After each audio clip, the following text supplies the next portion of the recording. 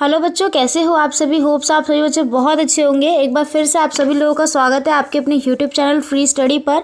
और आज के इस वीडियो में हम बात करेंगे BA program second year third semester वाले स्टूडेंट्स के लिए हिस्ट्री डिसिप्लिन का, जिसमें हम 1200 सदी से इतिहास की शुरुआत करते हैं। 1200 से 1700 तक की हम इतिहास पढ़ रहे हैं, है ना।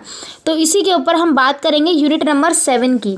तो इस वीडियो में हम बात करेंगे यूनिट नंबर 7 की। बाकी अगर आपने अभी तक हमारे टेलीग्राम ग्रुप को ज्वाइन नहीं किया है तो फटाफट जाकर के हमारे टेलीग्राम ग्रुप को ज्वाइन करो। अगर आपके पास कोई डाउट है, कोई इश्यू है, तो ये टेलीग्राम पे जाकर के आप सीधा सर्च कर सकते हो फ्री स्टडी DM23।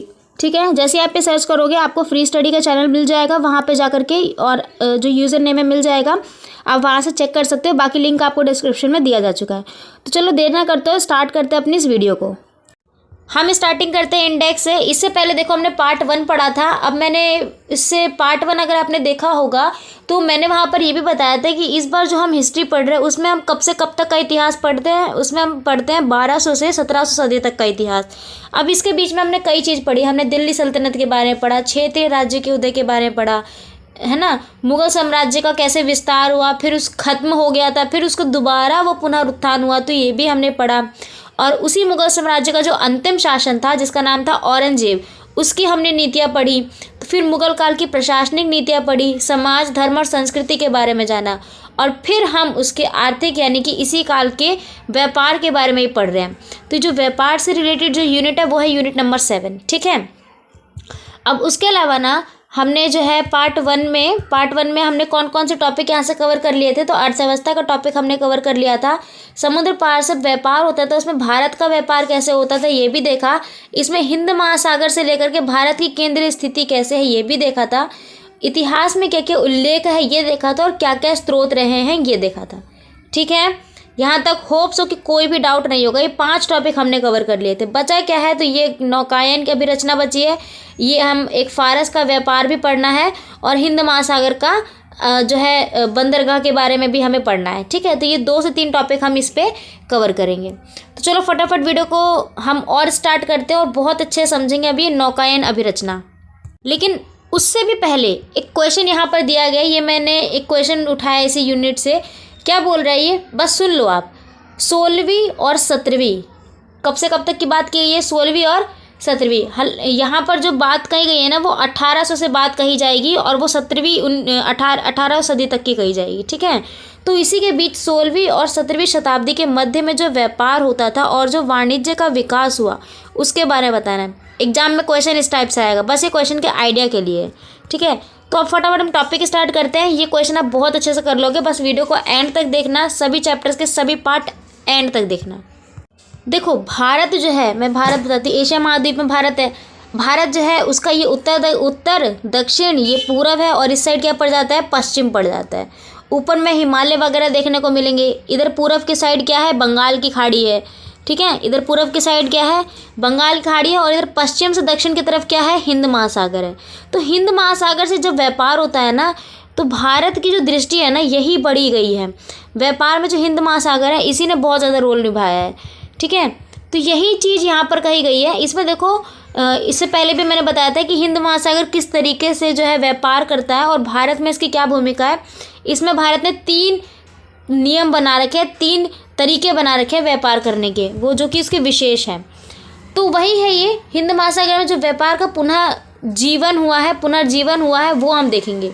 एक इतिहासकार है जिनका नाम है KN चौधरी। और भी कुछ विद्वान हैं, उन्होंने प्रभावी तौर पर प्रभावित किया है कि इस्लाम धर्म जब भारत में आया था तब व्यापारिक गतिविधियां और ज़्यादा बढ़ी थी। ये किसने कहा है, KN चौधरी ने। बस इतना ध्यान रखो कि जब इस्लाम धर्म भारत में आया, KN चौधरी के अनुसार कहा गया है ये, तब व्यापारिक गतिविधि और ज़्यादा बढ़ी। ठीक है, जिसकी मुख्य वजह यह रही होगी कि जो इस्लामी संस्कृति थी उन्होंने वाणिज्य और शहरी जीवन में एक बहुत ही ज़्यादा इम्पॉर्टेंट रोल निभाया। ठीक है, उन्होंने उसमें घुल मिल कर बात की। आरंभिक मध्यकाल के दौरान जब भारत के समुद्र पार से जब वाणिज्य का व्यापार होता था वो भरपूर तेज़ी से किया जाता था, और अलग अलग स्रोतों से अलग अलग व्यापारी वहाँ पे आते थे जो नौकायान भी अपनाते थे। अब देखो नौकायान क्या होता है ये समझो। तो नौकायान क्या है, मैं आपको 2 शब्दों में बता देती हूँ। नौकायान क्या है, समुद्रों से जो है व्यापार होता था, समुद्र पार व्यापार होता था। तो समुद्र पार व्यापार में क्या होता था ना, जब व्यापार करने के लिए हमें नाव के सहारा लेना पड़ता था, बिना नाव के हम जो है दूरी तय नहीं कर सकते थे।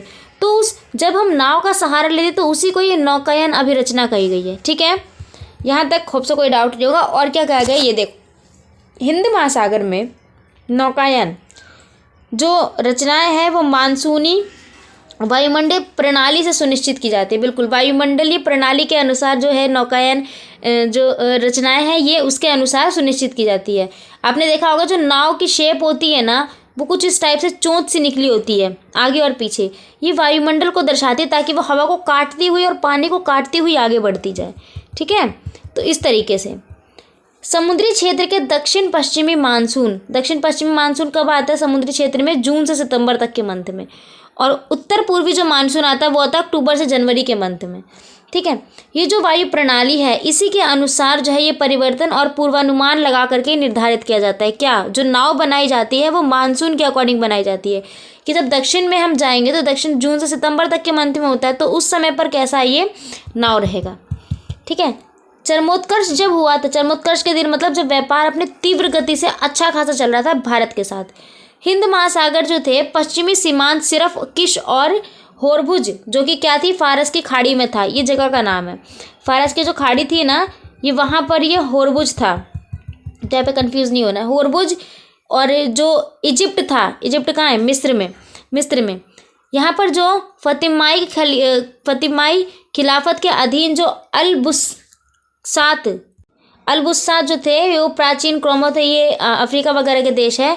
और उसके अलावा जो ये कोरिया वगैरह के जो देश थे और जो चीन के बंदरगाह थे, इन सभी ने यहाँ पर अपना पैर पसार रखा था। कहाँ की बात हो रही है? हिंद महासागर की बात हो रही है, बस इतना याद रखना।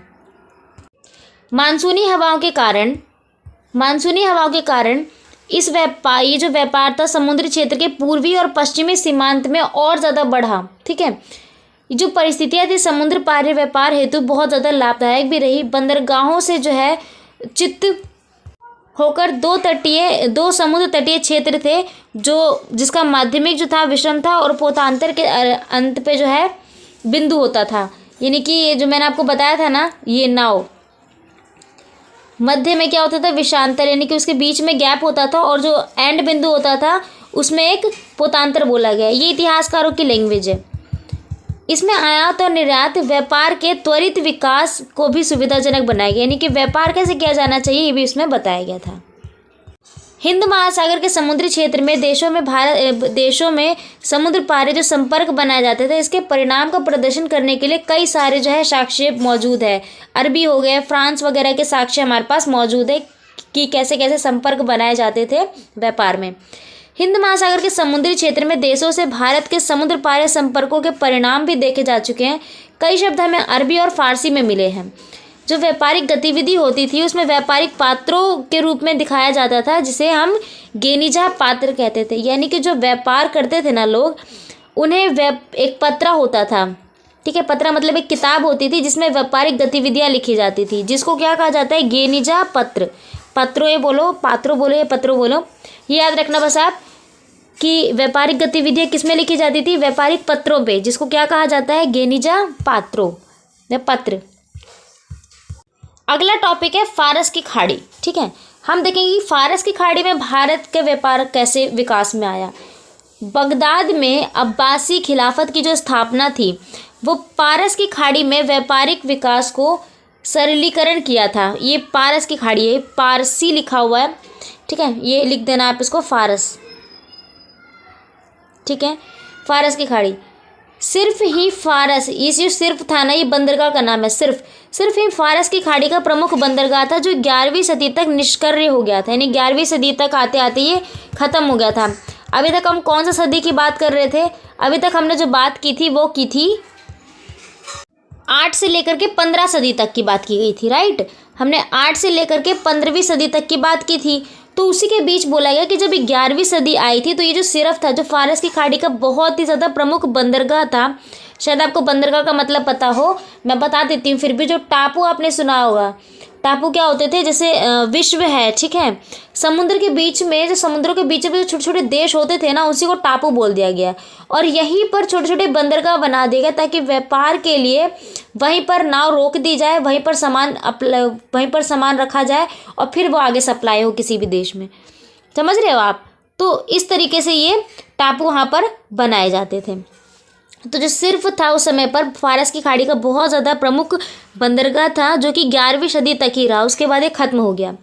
समुद्री क्षेत्र का जो सबसे ज़्यादा समुद्री क्षेत्र की मैं बात कर रही हूँ यहाँ पर, सबसे ज़्यादा जो प्रमुख बंदरगाह था वो था होरमुज़, ठीक है, होरमुज़।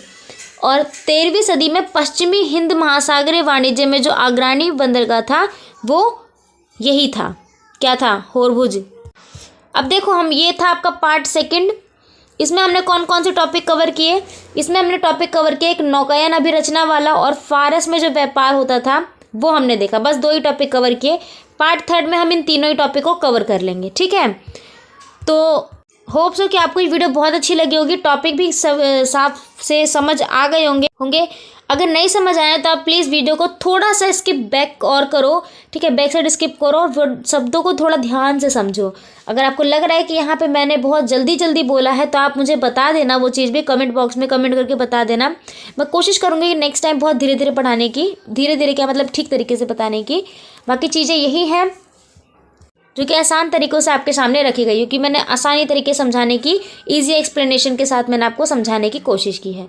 होप सो कि आपने अभी तक हमारे टेलीग्राम ग्रुप को ज्वाइन कर लिया होगा। वीडियो पसंद आए तो वीडियो को लाइक कर देना, कमेंट बॉक्स में अपनी राय ज़रूर लिखना। और एक चीज़ और है, अगर चैनल पर नए हो तो ज़्यादा सब्सक्राइब कर देना, बेल आइकन को भी दबा देना ताकि मिलने वाली सभी अपडेट्स आप तक सबसे पहले पहुँचे। मिलते हैं पार्ट 3 में। वीडियो को एंड तक देखने के लिए बहुत बहुत धन्यवाद। तब तक के लिए thanks to being here and thanks for watching.